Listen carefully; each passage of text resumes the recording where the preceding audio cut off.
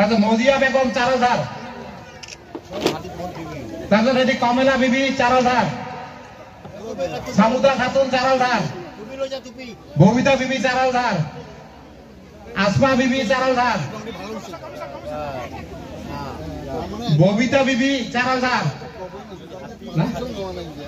সাজেদা বিবি চারলধার,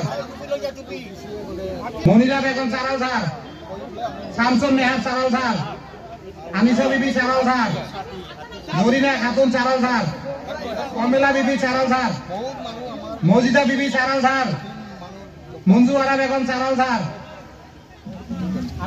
দুলুকজান বিবি চারলধার, কোহিনুর বিবি চারলধার, মাহফুজা বেগম চারলধার, নসিরন বিবি চারলধার, জেসমিনা বেগম চারলধার, আকলিমা বিবি চারলধার, রকেয়া বিবি চারলধার, রৌশনা বেগম চারলধার, মজিদন বিবি চারলধার, রেশমিনা বেগম চারলধার, মফিদা বেগম চারলধার,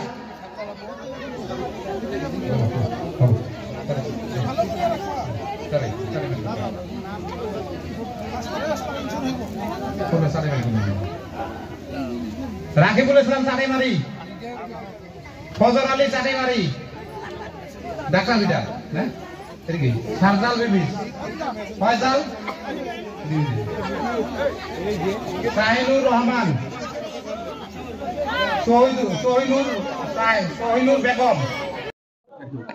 অসম গণ পৰিষদৰ ভাতৃ সংগঠন অসম কৃষক পৰিষদে সাংগঠনিক ভেটি আৰু অধিক শক্তিশালী কৰাৰ কাৰণে আমি জলেশ্বৰৰ এই স্থানত আমি কৃষক সভা অনুষ্ঠিত কৰিলোঁ।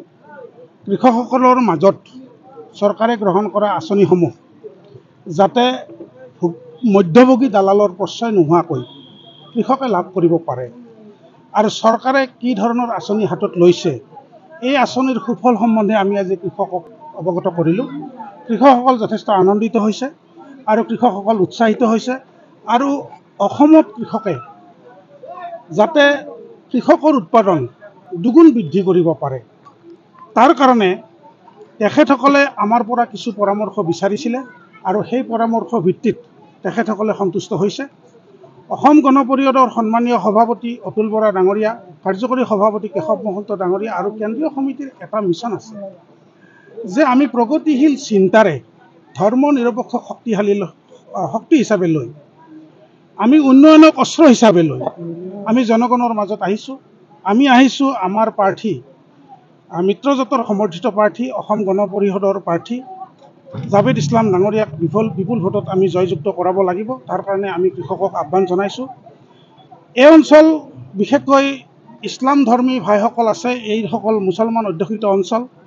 আজিৰ তাৰিখত মুছলমানসকলে নতুনকৈ আৰু ভোটাৰ হ'বলৈ ইচ্ছা কৰা নাই।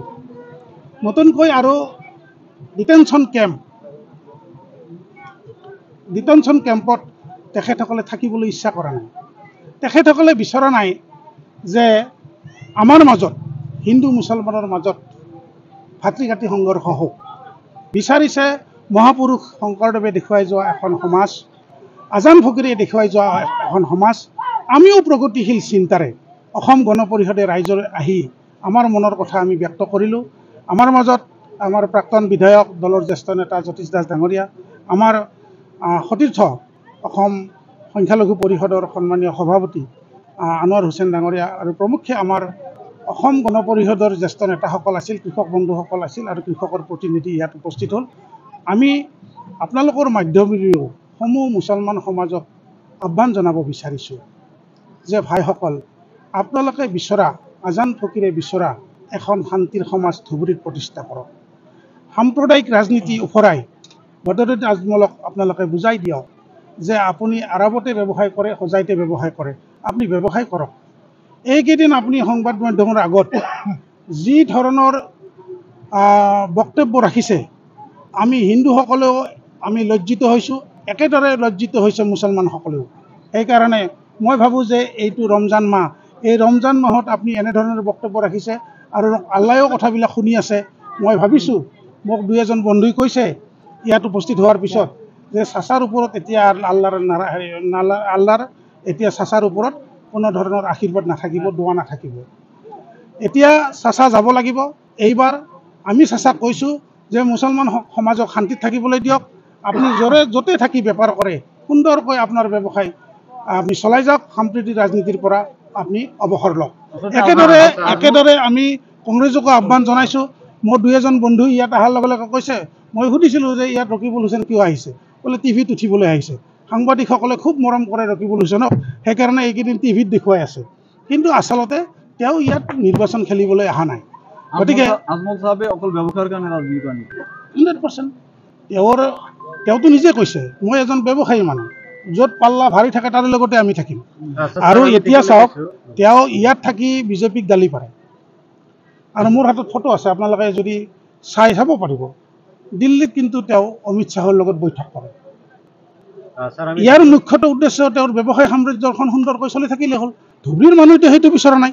ধুবুৰীৰ মানুহ, মই যোৱাকালিও বিলাচীপাৰাত গ'লোঁ, টিলাপাৰাত গৈছোঁ, হাজাৰ হাজাৰ কৃষক আমাৰ ৰাইজ উপস্থিত হৈছে, সকলোৱে একেমুখে কৈছে এইবাৰ আৰু আজমাল নাই। ছাৰ, আমি দেখিছোঁ আপোনালোকে যিহেতু কৃষক সংগঠন আৰু ইতিমধ্যে MSPCক লৈ কি আমাৰ উদ্দেশ্য হৈছে কৃষক আৰু কৃষক পৰিয়ালৰ সুৰক্ষিত ভৱিষ্যত নিশ্চিত কৰা। আমি 3টা বিষয়ৰ ওপৰত গুৰুত্ব দিছোঁ। 1 নম্বৰ, বিনামূলীয়া ইঞ্চুৰেঞ্চ অৰ্থাৎ বীমাকৰণ 5 লাখ টকা হ'ব লাগিব আমাৰ সকলো কৃষকৰ। জলেশ্বৰৰ কৃষকক আমি নিৰ্বাচনৰ পিছতে 10,000 কৃষকক আমি বিনামূলীয়াকৈ 5 লাখ টকাৰ বীমাকৰণ কৰি দিম, আমি 1 টকাও নলওঁ। দ্বিতীয়তে, আমি কৈছোঁ যে কৃষকক পেঞ্চন লাগে। আমি মিত্ৰজোঁটত আছোঁ, আমি চৰকাৰত আছোঁ, আমাৰ 2জন মন্ত্ৰী আছে, কিন্তু আমাৰ মনৰ কথা কোৱাটো চৰকাৰৰ ওচৰত আপত্তি নাই। আমি ৰাজ্যপাল মহোদয়ক কৈছোঁ, মুখ্যমন্ত্ৰী মহোদয়ক কৈছোঁ, আমাৰ মন্ত্ৰীটো আৰু কৃষিমন্ত্ৰী আছে, কৃষিমন্ত্ৰী মহোদয়কো কৈছোঁ যে এইবাৰ কৃষকক পেঞ্চন লাগিব। কৃষকে পেঞ্চন বিচাৰিছে। আৰু একেদৰে আমাৰ যিবিলাক কৃষক আছে সেই কৃষকখিনিৰ পঞ্জীয়নভুক্ত হৈ তেখেতসকলক চৰকাৰীভাৱে আমি পৰিচয় পত্ৰ প্ৰদান কৰিবলৈ আমি চৰকাৰক অনুৰোধ জনাম। আৰু আটাইতকৈ গুৰুত্বপূৰ্ণ কথাটো হ'ল কৃষকৰ মূল সমস্যা কি?